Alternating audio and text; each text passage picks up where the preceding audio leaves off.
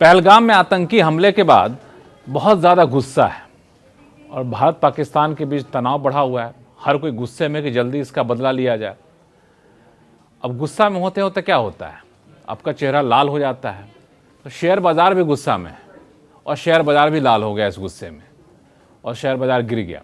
इस तरीके से गिरने लगा बीच में कि लगा कि जितने एक हफ्ते में तेज़ी आई थी वो सब धुल जाएगी क्या। हालांकि बीच में थोड़ा संभला है, लेकिन टेंशन तो अभी बना ही हुआ है। शेयर बाज़ार को लगता है कि पता नहीं क्या हो जाएगा, युद्ध हो जाएगा, कुछ हो जाएगा, कैसे करें, बाज़ार कैसे ले इसको। तो आज अनिल जी से यही पूछेंगे कि आखिर बाज़ार इतना टेंशन में क्यों है। अनिल जी, बाज़ार को किस बात का डर है? पाकिस्तान तो छोटा सा देश है, कुछ कर नहीं सकता हमारा, फिर डरते क्यों हम? नहीं, डर उस बात का नहीं है। डर कहीं ना कहीं होता है कि अगर कहीं वॉर शुरू हो गई, कहीं लड़ाई शुरू हो गई, तो उससे अर्थव्यवस्था की जो गति होती है उस पर कहीं ना कहीं एक रुकाव आता है, जिसकी वजह से जो इन्वेस्टर होते हैं, जो फॉरेन स्पेशली जो FIIs होती हैं, वो थोड़े से सेलिंग पे आ जाती हैं। वो तुरंत उस ऐसे माहौल से वो दूर रहना चाहते हैं। अच्छा, हमारे यहाँ के निवेशकों में कोई डर नहीं है। हमारे यहाँ के जो निवेशक हैं वो अभी भी सुनिश्चित हैं। उनको पता है कि ऐसी कोई स्थिति अगर होती है तो हमारे देश की कंडीशन पलड़ा भारी है और वो अल्टीमेटली जाकर के वो हमारे फेवर में ही होने वाली चीज़ें हैं। बट थोड़ा सा एक नी जर्क रिएक्शन हो जाता है कहीं ना कहीं। ये तात्कालिक होता है, तात्कालिक होता है और वो आज ही हो गया। इनका इनफैक्ट देखिए, आज ही मार्केट जो है उसने काफी रिकवर भी कर लिया। ये थोड़ी देर के लिए गया और फिर एकदम ऊपर से आ गया। वो बंद होते के टाइम जो है फिर वो 24,000 के ऊपर आ गया। तो मान लिया कभी कुछ होता है, मान लिया सर्जिकल स्ट्राइक हो जाए, बालाकोट जैसा हमला हो जाए, तो मार्केट गिरेगा थोड़ा सा गिर सकता है। बल्कि इसमें दो चीजें हैं। अगर सर्जिकल स्ट्राइक हो जाती है ना, तो मैं बताऊं उसमें थोड़ा सा सेंटीमेंट पॉजिटिव भी हो जाता है। अच्छा, हम चढ़ बैठे, हमारे ऊपर जोश आ जाता है, तो कभी कभी मार्केट जो है मतलब हमारे सोच के बियॉन्ड भी रिस्पॉन्ड दे सकता है। बल्कि और वो ग्रीन हो सकता है, हाई हो सकता है कि भाई जोश एकदम हाई है। अच्छा, बिल्कुल एक्सट्रीम सोच ले, मान लिया दोनों देशों में युद्ध हो जाता है जी, तब बाजार क्या करेगा?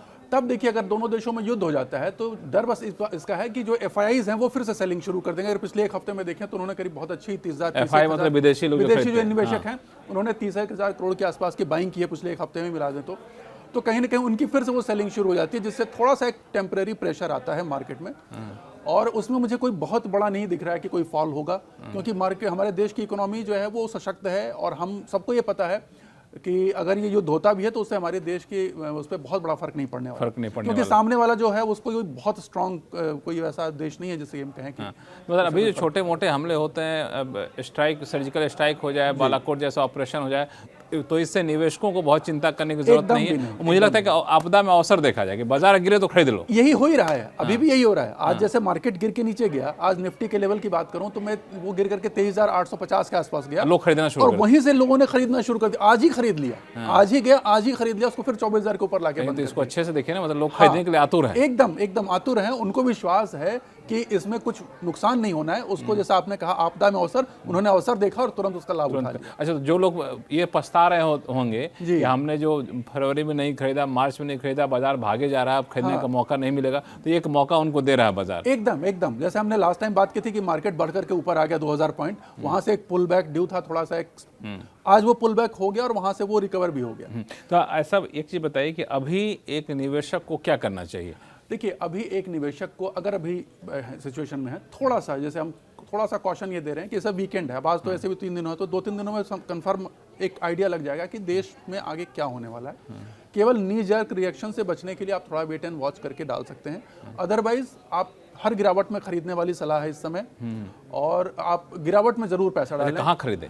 गिरावट में बुद्धिमानी ये है कि अगर आप शेयर में इन्वेस्ट नहीं करें तो आप जो है वो ETF के थ्रू खरीद लीजिए, या म्यूचुअल फंड में डालना चाहें तो वहां डाल लीजिए, क्योंकि गिरावट में जो है वो एवरेजिंग करने के लिए अच्छी सुविधा मिलती है, आपको अच्छा समय मिलता है। अगर सीधा शेयर बाजार में लगाना हो पैसा तो किस सेक्टर में? अगर सीधा शेयर बाजार में लगाना है तो मैं फिर से कहूंगा बड़े अच्छे सेक्टर जो हैं, जैसे सीमेंट के सेक्टर हो गए, या फिर अपने जो है बैंकों के सेक्टर, जो बैंकों में काफ़ी अभी बढ़ोतरी आई थी, उनमें जो गिरावट आई उनमें से फिर आप निवेश कर सकते हैं जो ऊपर चले गए थे।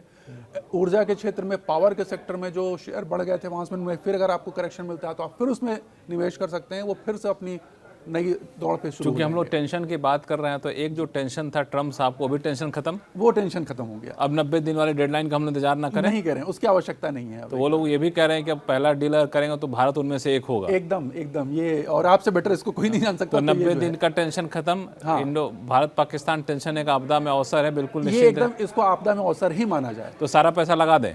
सारा तो नहीं कहूंगा, देखिए बाजार में सारा पैसा तो कभी नहीं लगाते, किश्तों में लगाने की जैसे बात होती है तो एक किश्त जरूर आप डाल दीजिए, इस गिरावट अगर मिलती है तो उसमें एक किश्त जरूर डाल दीजिए। अब अभी तो कह रहे हैं कि चौथे क्वार्टर के रिजल्ट बड़े अच्छे आ रहे हैं जी। एकदम अच्छे आने शुरू भी हो गए, कईयों के अच्छे आ रहे हैं। और एक मजे की बात ये देखिए जैसे हमने बात किया था कि आईटी सेक्टर में थोड़ा सा कहीं किंतु परंतु था, उसमें कुछ शेयरों के अच्छे रिजल्ट नहीं आने के बाद भी उन शेयरों में बाइंग दिख रही है। वही मैं पूछना चाहता था, बड़ा आसान हो गया, चैट जीपीटी पूछ लो जी, एआई से पूछ लो जी कैसे हो रहा है, लेकिन आईटी कंपनियां मरी जा रही थी इस चक्कर में। अब वो जिंदा हो गई कहीं ना कहीं, जो उसमें उनका एक बॉटम बन गया है और वहां से वो उनमें एक बाइंग के हमें जो है लक्षण दिखाई देने लगे हैं। बाइंग के लक्षण तो किस तरह कंपनी में, आईटी में तो छोटे मझोले बड़ी बहुत सारी कंपनी अभी जो फिलहाल बाइंग दिख रही है दिग्गजों के साथ रहे, क्योंकि दिग्गज बहुत सही रेट पर, सस्ते रेट दामों पे अवेलेबल है ना, तो बुद्धिमानी तो वही है कि जो दिग्गज अगर हमें सस्ता मिल रहा है तो फिर हम दूसरा क्यों देखें। दिग्गज रहेंगे, तो दिग्गज ही रहेंगे, का ख्याल रखेंगे। तो चलिए, बिल्कुल इस भारत पाकिस्तान टेंशन से बाकी लोगों को लाल होने दीजिए, आप बिल्कुल से लाल में आपदा में अवसर देखिए, पैसा वैसा हो तो लगा दिया शेयर बाजार में किस्तों में।